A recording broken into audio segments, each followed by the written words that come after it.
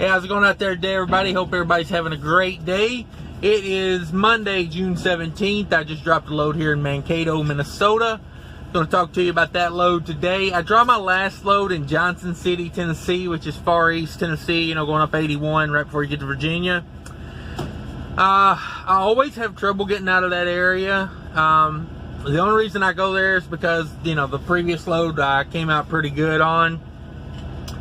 So everything I found in the area was really, really low rates for what I wanted to do. It was like, I was finding some stuff for like $1.30, $1.50 a mile, and I'm just like, I don't know. I wasn't feeling it. You know, a lot of it was like live load chicken and live load pork, and that can tie up a whole day on a load that pays, $1,300 on 1,000 miles. It's just like, I just don't see it. So I made a few phone calls. I had the watermelon load a couple weeks ago that got rejected. If you didn't see that video, you should go back and check that out. It was an interesting load. So I made a few phone calls, got a hold of those people, and they said, yeah, we got one going to Minnesota, because I was trying to get back to Minnesota for Father's Day. And so that's what I did. I grabbed up a watermelon load. It was paying about $2.50 a mile. Not bad. It was 1,236 loaded miles, about 400 deadhead miles. So a lot of deadhead, but the way I figured it, the watermelon loads load quick, and I could get it and go and be home for Father's Day and then deliver it this morning. So that's what I decided to do. Instead of taking, one of those 1,300 or 1,400 mile or 1,000 mile loads that pay $1,400, I decided to shoot down to Georgia, 400 mile deadhead. Picked up this load, 42,000 pound watermelon load, 65 degrees on the temperature on that. That's another thing that I like, because, with the pork and stuff, you're going to run a harder reefer number, like, 25, 30, something like that, probably. So that's one of the reasons I was like, well, I'll just go do the watermelons. I mean, it's a full day of deadhead, 400 miles, but they loaded it in like an hour, and I figured, hey, by the time I wasted a whole day getting chicken or pork loaded, and then went down and tried to come back up, to me it was all the same, but it paid a lot better doing this. So 1,636 total miles on the load, including 400 deadhead. So that put me in at I didn't do the math on the miles here.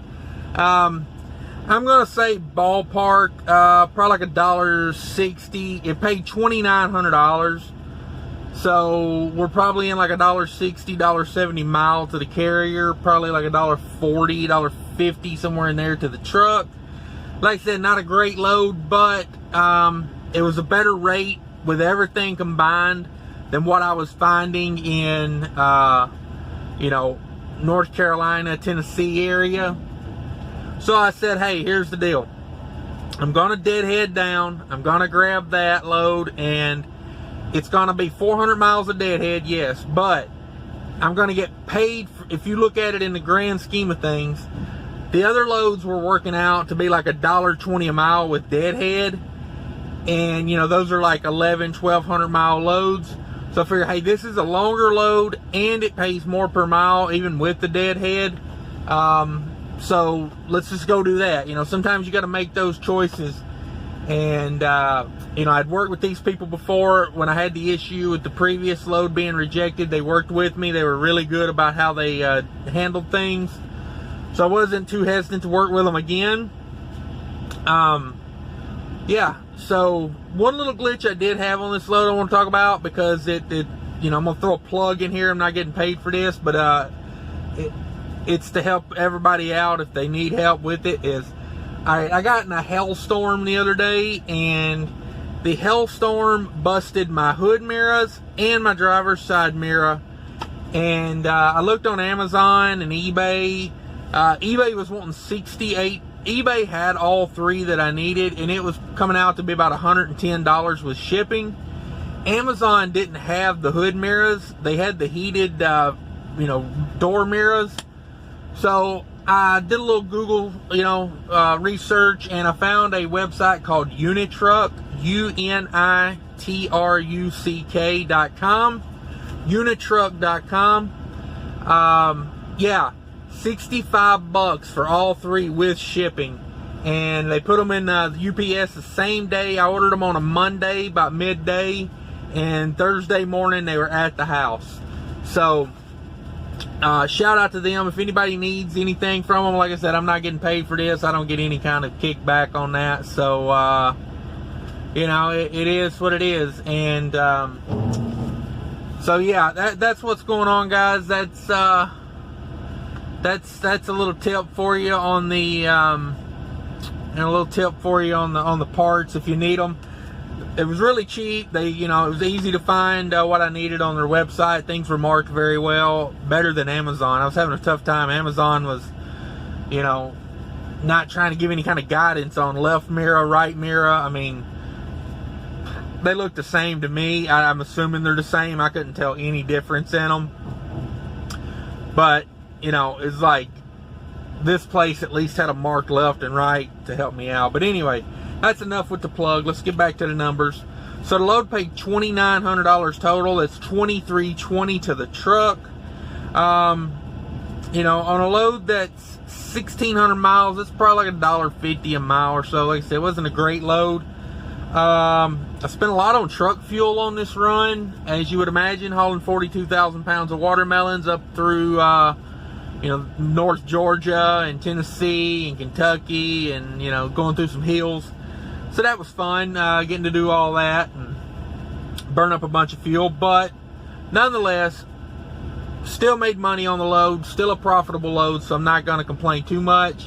It was a much better option than taking some $1.30 take 3 days to load, because one of the places I looked at loading was in Western North Carolina,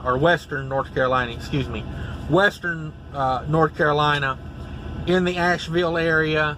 And I've loaded there before, and it's one of those where you go in, you drop your trailer at this yard, and you sit and wait for, God knows how long, and they take your trailer over to another facility and load it, which I'm not a fan of. I don't like my trailer being out of sight like that. At a lot of the big grocery warehouses, they'll make you pull out from under it, or they'll make you pull out and go to a bobtail area. But the thing is, I can still see my trailer from the bobtail area.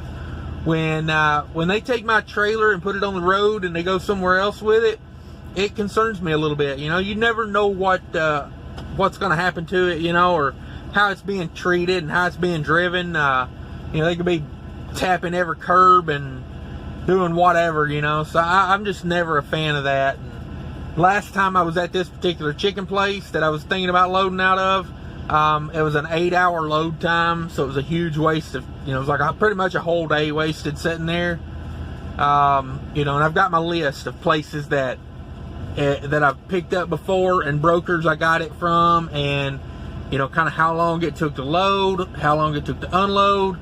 I got a long list of my my loads and how they work and how it went and whether I want to do them again or not. I kind of give them a 1 to 10 rating on will I go back, or let's burn it to the ground and salt the earth where it's once stood, metaphorically of course. But yeah, so we put in truck fuel, $741 in truck fuel, $89 in reefer fuel.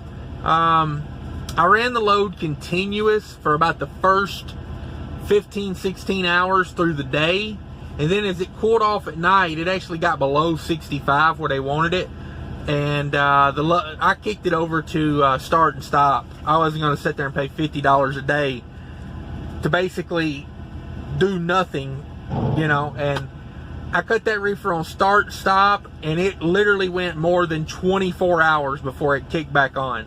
It held that 65 degrees because that's kind of what the temperature was outside. So I saved a lot of reefer fuel doing that. Probably wouldn't have done it if the melons had been hotter when we loaded them, but they were like 75, 74 on pulp temperature when we loaded them. So you know, after 15 hours of running at 65, it had pretty much pulled all the humidity out of the boxes. And you know, a lot of people don't realize that's what hurts you when you're loading a lot of like melons and stuff. Those cardboard boxes set on those docks and absorb all that humidity. Then when they put them in the trailer's trying to pull all that humidity back out of it. So that's what was going on with that. Like I said, I'm full on reefer fuel right now, and I put $89 in it, so pretty happy with that. $20 in def, $8 in tolls. Paid the you know, the toll there, Wisconsin Illinois line on 39.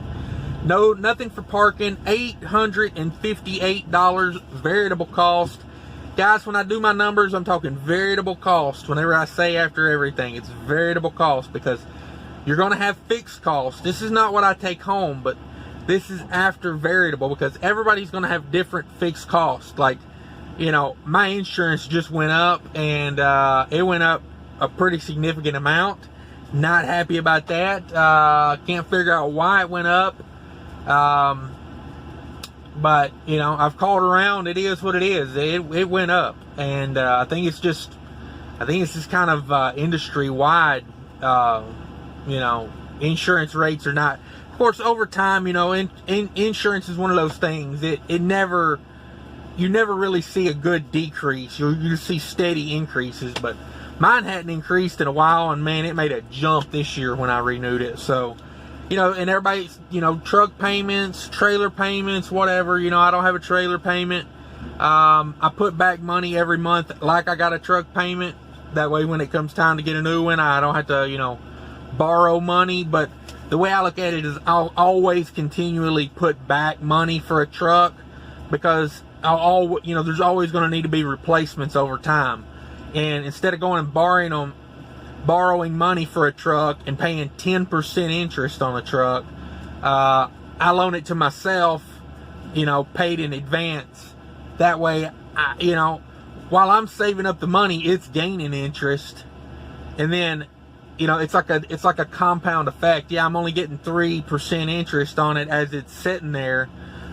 But you take that 3% plus 10% or what, I mean, even if you've got a good credit score, you know, commercial lending is, they tap you when they can. So, you know, most of the time when I'm looking at them, even with like 20% down on a truck, you know, they're still wanting 8 to 10% interest on it. You know, that's some dealerships, you know, getting financing through the dealerships or credit union or whatever. But, so the way I look at it is I'm compounding. You know, I can get like 11 to 13% more truck with the same amount of investment.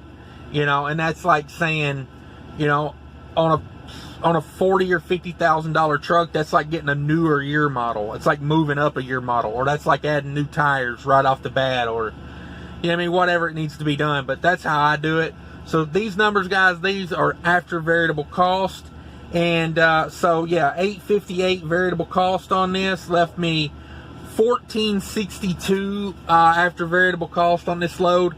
Picked it up Friday. I ran it, you know, I would consider Thursday, because I ran, you know, the deadhead Thursday, picked it up. Didn't move it much Friday, because the way it timed out of when I had it, the appointment time, it was going to put me right through Atlanta and everything. So I would consider like Friday is, I mean, I only ran like 3 or 4 hours Friday. I got up Saturday morning and ran from midnight, you know, so it was like 3 days of running with the deadhead. You know, it was 1,600 miles. So, you know, I had like 2 600-mile days in there. And then, you know, like another good 8-hour day. So it was 3 days of running. It took up 4 days of time. I would not count the day, because I'm already on the board looking for something else today. I've got hours to go pick something else up today. So I am not going to really consider today. So I would say Thursday, Friday, Saturday, Sunday, like a 4-day run. 1462 after variable. Like I said, wasn't a great, outstanding load, but not bad. Not bad coming out of that area and needing a specific location to get home. That was a big thing too. Anytime I'm looking for a specific location, I'm willing to give on that, you know, on the rate a little bit. I don't let the broker know that, but, you know, I know that. So that's what's up, guys. Hope everybody has a great day. Let's take care of each other out there, guys. Have a great one.